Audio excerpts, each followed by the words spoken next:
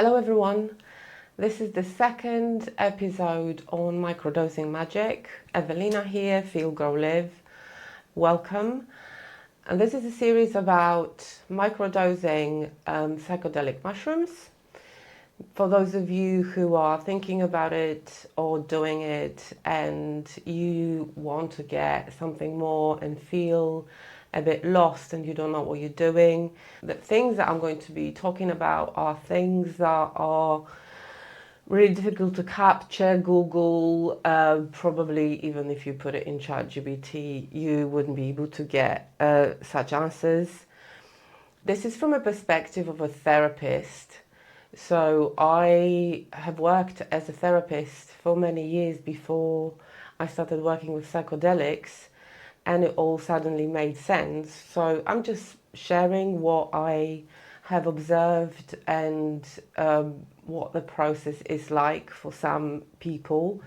So hopefully you will find some clarity, you will find some trust in the process. I'm going to be talking about the process today. In the first episode, I've mentioned towards the end the authenticity. So what is the goal here? So in terms of the process, right, what process do we need to go through to get to the place where we can live authentically? Unfortunately, we live in the times where living authentically, a lot of people don't know what that is. We forgot. We no longer can really even define what that is. It's very individual for all of us. So I'm going to be talking about what you need to be thinking and what questions you need to ask yourself while you are working with yourself. That's inner work. So, you know, there's no job description. There is no manager to tell you, you the manager, you the expert on yourself. You may not believe that at this point, but that's the whole point here. And the same thing happened in therapy, to be honest.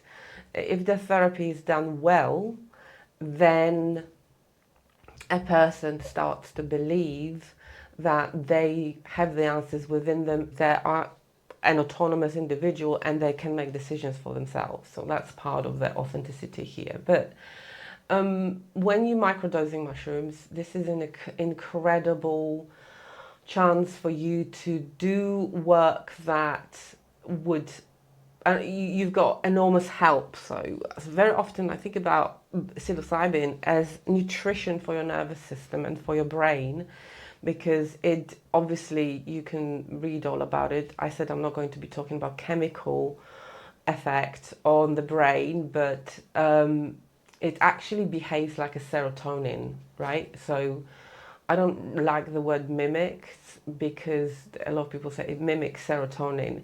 It's actually better than serotonin, right? So, and it sort of goes into your brain in places where it needs to go. The same with ayahuasca. But it goes into the parts of your nervous system that actually need healing, right? It targets the biggest deficits, right? I invite you to trust it a little bit, because we don't know where we are. We don't know what we need. We think we do, but we really don't. And with the sheer volume of stuff that is being talked about in personal development, I'm speechless sometimes when people say they know what they're doing or they know what they need. We really don't, right? In this Western world, we have come up with this narrative that we know what's going on internally, we know what's going on in our mind, and we know what we know what we're doing, and we know why we're doing things. Nothing can be further from the truth. That's part of the conditioning here that we're trying to undo with psychedelics, right? That's part of the sort of narrative that is very harmful, because the nature of humans is, so we sort of seek certainty whether actually we shouldn't, right? So I don't want you to think about this process as following in a certain script, or you know, because your friend had this experience, so you're going to have the same experience. That's not that. So I'm talking about trust here and authenticity in the sense that I want you to remind yourself how you behaved and how you were when you were a child, right? And you were relatively free. And obviously, if you had stressful childhood or traumatizing childhood, I'm sure there were moments as well when you felt safe and social and you could just be yourself. So there is no part of your brain, you probably didn't have rational faculties at this point, where you were thinking about what you're doing and what's happening, right, and all of that. So this is the state of authenticity that we're talking about here. I refer to the state as a green state. It's a state in your nervous system that is called homeostasis, where there's no much adrenaline in your system, no cortisol in your system. I'm talking about the dose here. Obviously, there's always cortisol in your system, but the levels are sort of very flowy. And people refer to this state as flow state as well. So this state is in you, right? You've been equipped with that state and you don't have to get there. You don't have to overcome yourself to get there. We usually have to remove the obstacles and dissolve the obstacles, whatever they are, for that state to be reached. Because only in that state, when your nervous system is safe, social, and is sort of safe to connect with the environment, whatever that is, people, places, things, this is only when the authenticity can happen.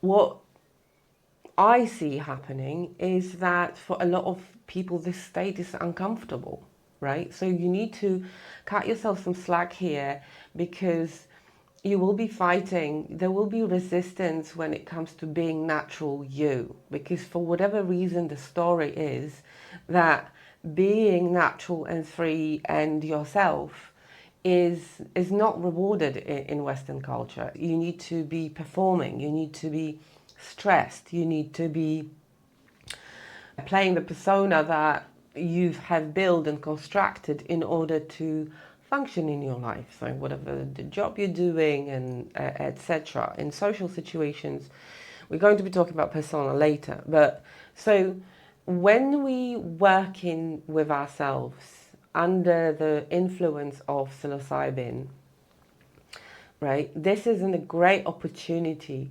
to unlearn the shit, and it's obviously a process. So, you know, when you're starting out, or if you're thinking about it, think of it as a process, a relationship, as I said in the episode 1, right? So I'm talking to people who are beginners in this game. You know, if you know what you're doing and you just, you don't need any guidance, that's great.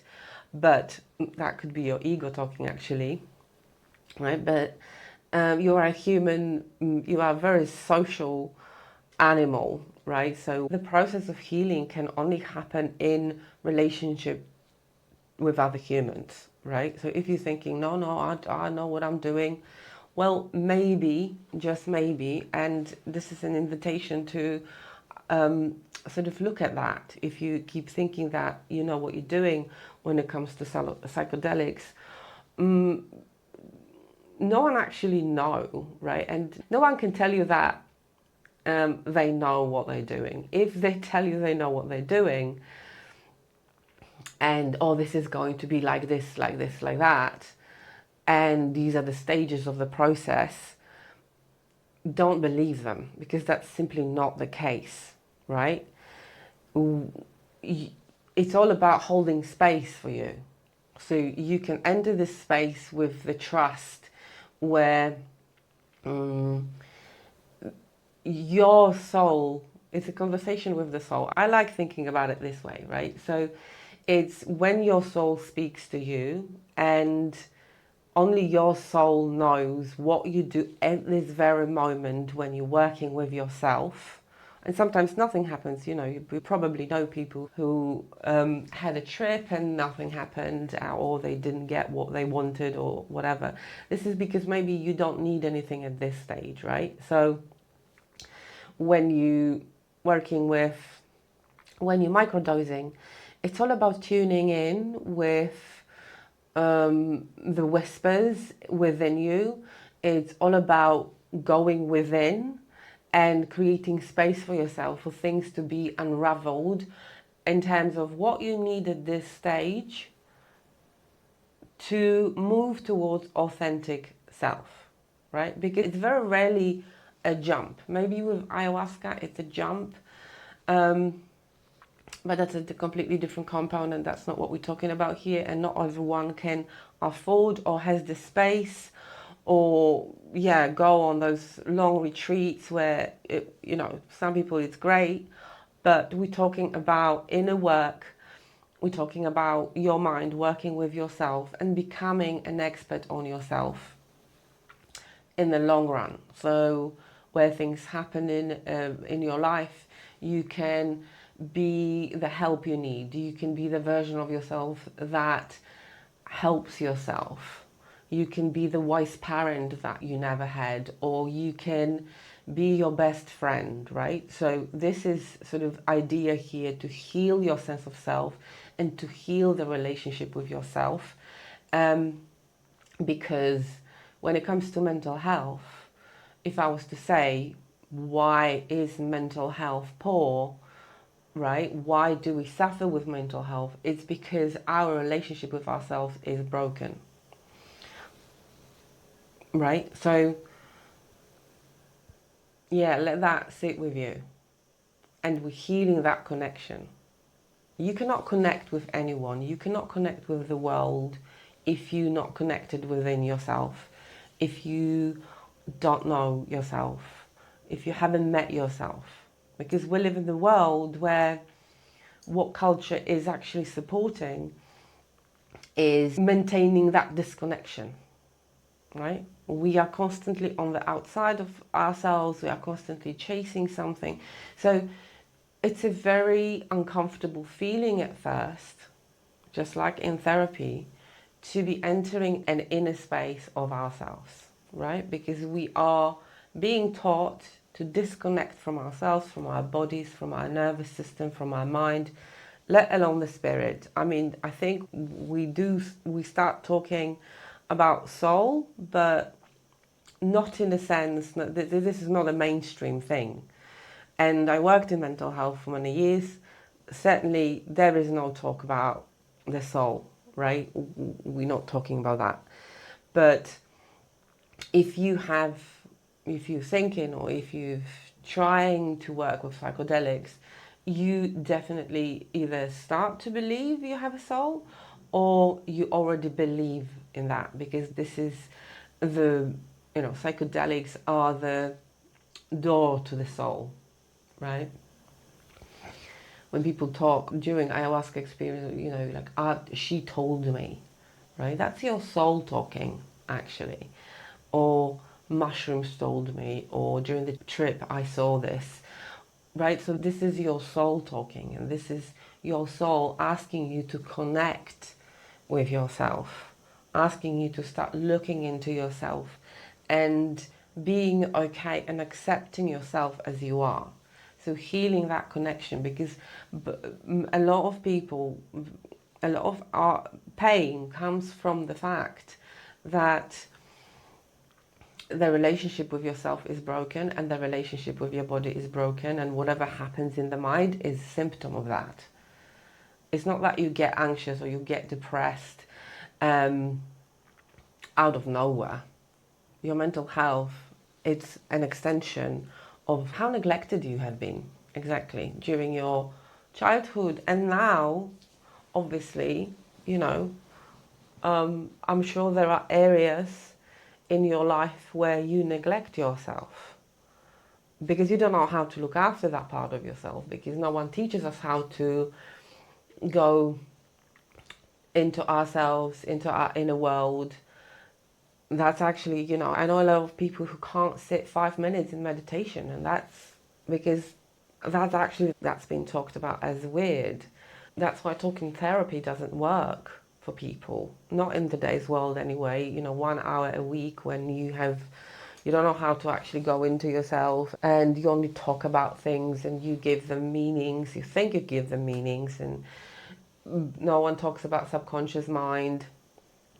We only talk about what we do and etc. And we just hashing the problems, and we give it names, we give it labels, diagnosis, and ADHD, this, that, and the other. So that's the sort of external, the outer story of our culture, right? So when it comes to authenticity, we have to heal the authentic self. And psilocybin is an accelerator of the process. It's a magnifier of the process. A lot of mental health problems dissolve immediately after an experience or after microdosing, because very often anxiety and depression are messengers from your inner self, from the deeper part of yourself, for you to start paying attention to yourself. Right? So it's very important to find the meaning of your anxiety and depression. What is this trying to tell you? What is this trying to tell you? So it's all about acknowledging and validating for yourself that whatever is happening for you, that's good news.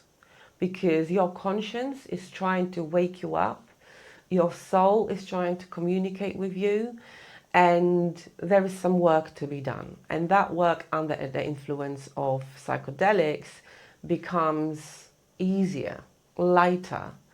So that's one of the most beautiful things about plant medicine, is that it allows you to approach yourself with lightness.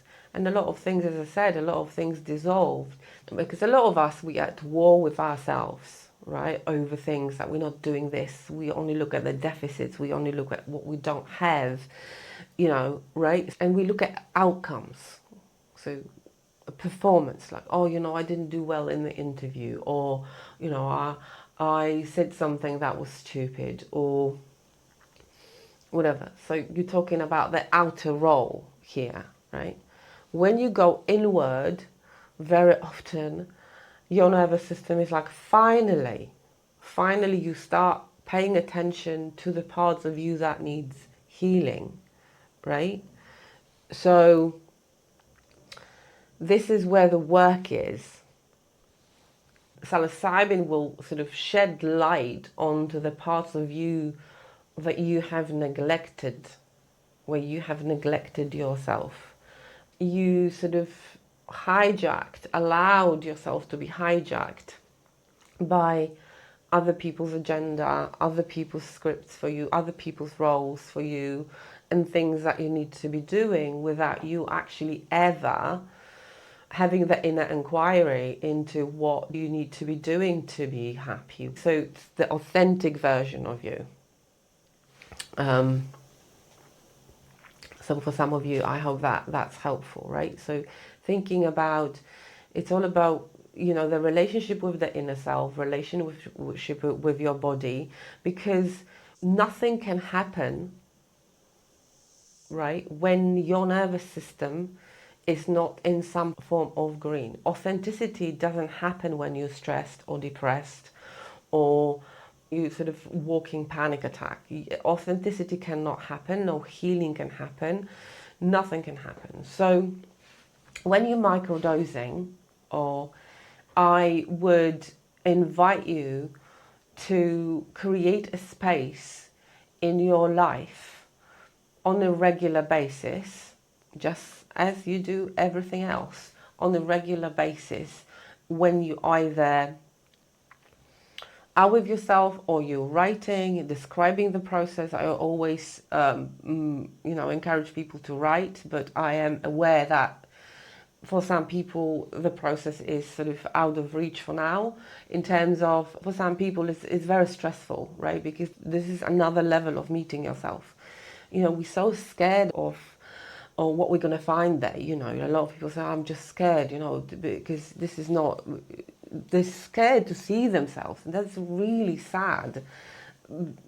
So this is what the culture and the lifestyle that we're living has done to us, that we think that there's something wrong with us, which no, it isn't, right? When it comes to mental health, anxiety and depression should be treated as something to look in the context of your life, and it should be looked at. And I invite you to look at your mental health as an invitation to yourself. And really, you need to meet yourself where you are, right? So obviously, if you live in bliss, that's, I'm assuming you wouldn't be here. But you need to meet yourself where you are exactly, right? And psilocybin does that. And every trip, if you take a bigger amount, you're meeting yourself where you are, right? Because we need to be looking at ourselves not from the future, when I have my perfect conditions, then I'll be doing this or whatever. I mean, a lot of us don't think about the future, actually, but we only think about the past and what we're doing wrong and where we are deficient in things and where we're not enough and we're not worthy, right? So accept your experience of mental health and treat it as something good.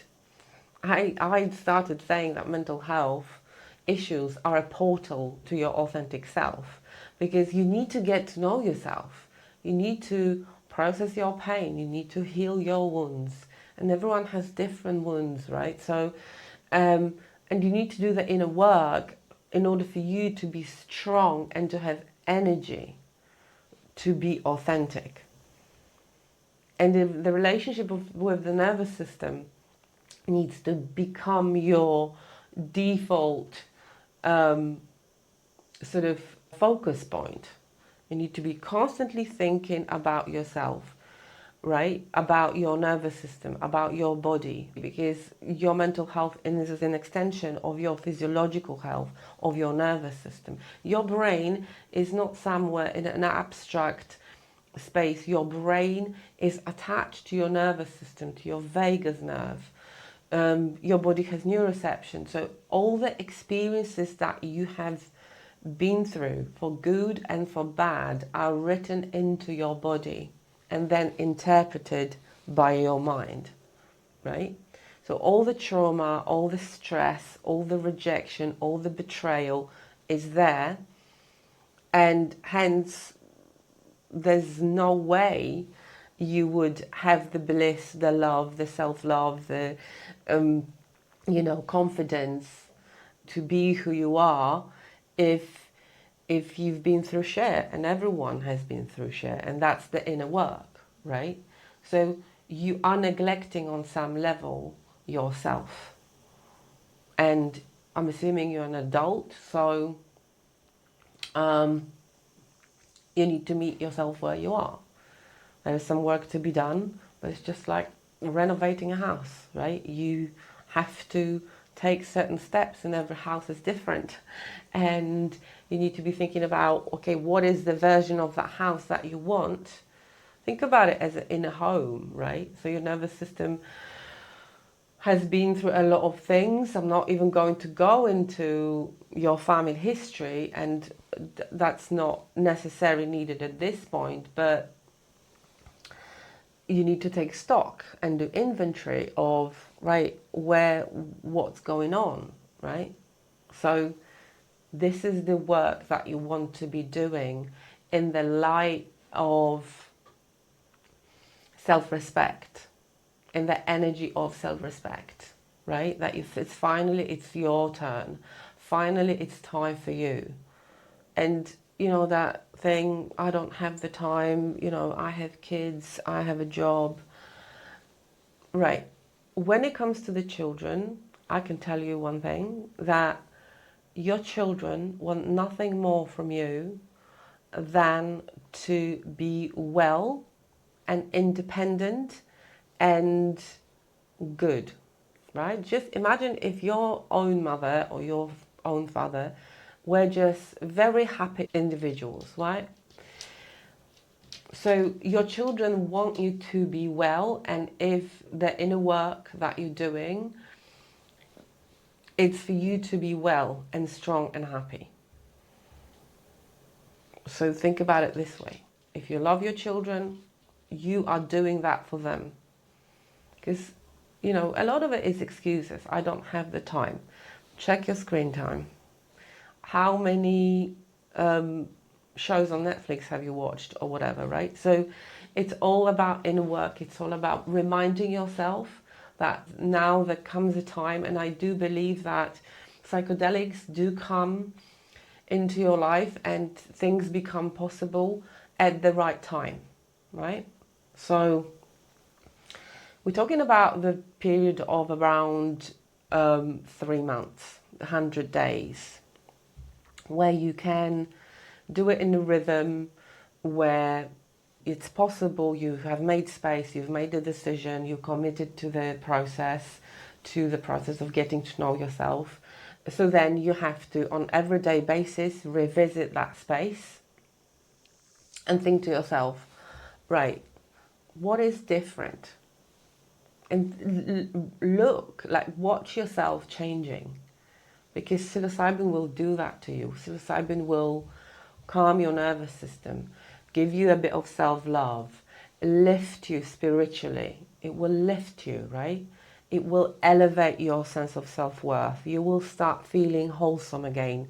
But it happens very slowly when it comes to microdosing. So the process of going towards authenticity. It will happen very slowly, and don't rush this. Don't force it. That's the difference between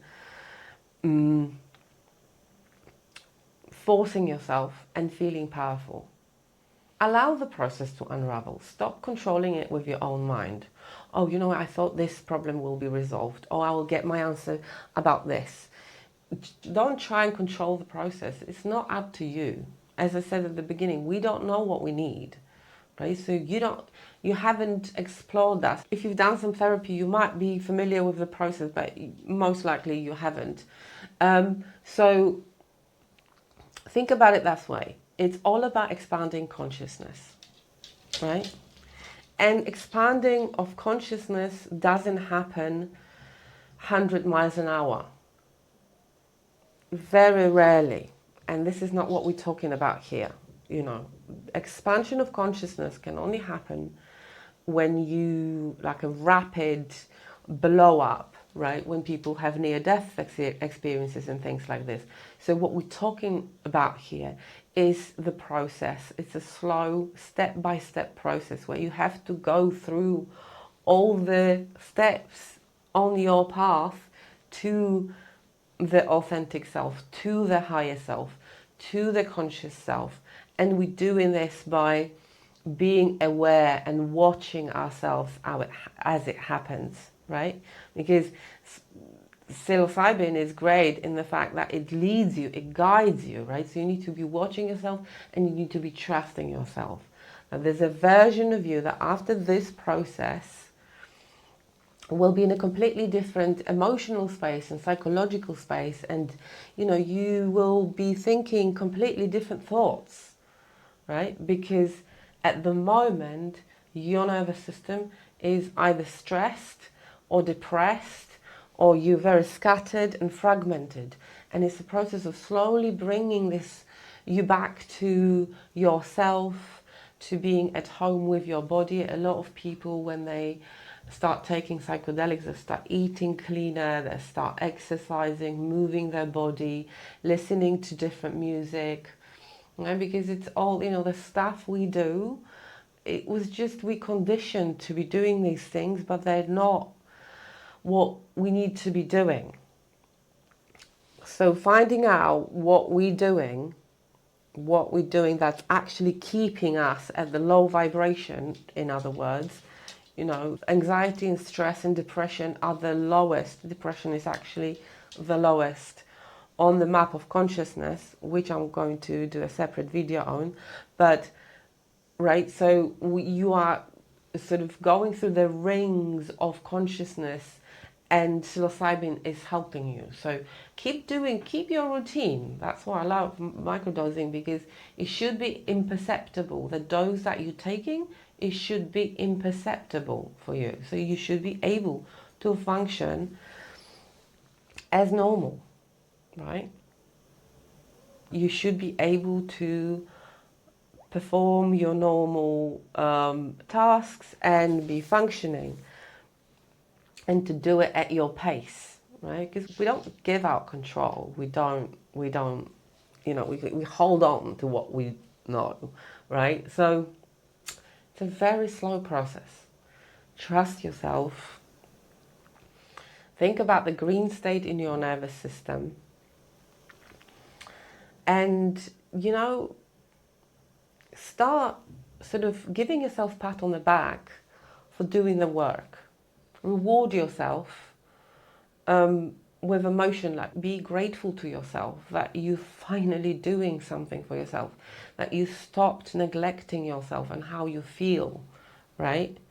Because in the long run, long run, when you start entering a green state, your rest, digest, regenerate state in your nervous system, and you're going to find out how in the process of microdosing, this is when your heart can open. Your heart cannot open when you're living in survival, right? You will get in touch with all those emotions from childhood. You will get in touch with the part of you that is accepting, loving, has empathy for yourself first and foremost, right? You have access to the fuller, authentic self. Because when you're living in survival, you don't have access. You shut off. You're disconnected from yourself. You're only living from your mind. You're living from your brain. You're operating from the level of the rational mind. We think so. So you're completely neglecting your subconscious mind, which is, of course, a stage. We all start like this. So when you learn how to achieve this state later on, because I'll be talking about this next thing, but I want you to think about the authenticity as a goal, right? And feeling safe in your own body, because without this, nothing can happen. And you've got the help of psilocybin, so you can accelerate this process, and in 3 months, you can be a completely different person. Completely different person.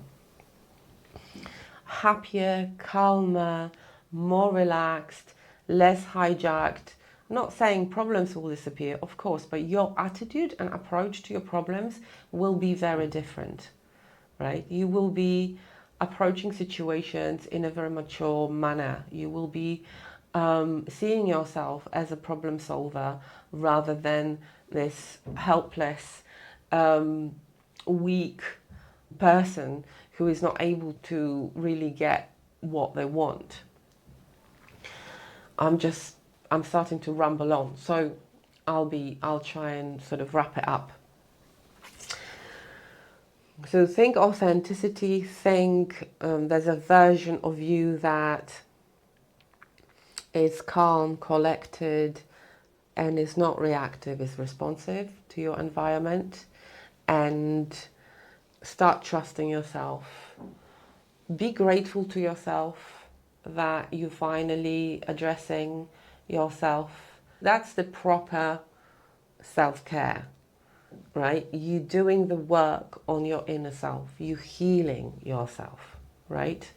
You're attending to yourself. You are becoming a version of yourself that you needed when the stuff was going on in your life as a child or in your early adulthood or whatever, right? This is all about this version, this authentic, loving version of yourself. And that might make you a bit uncomfortable at this point. As I said, that's the saddest part.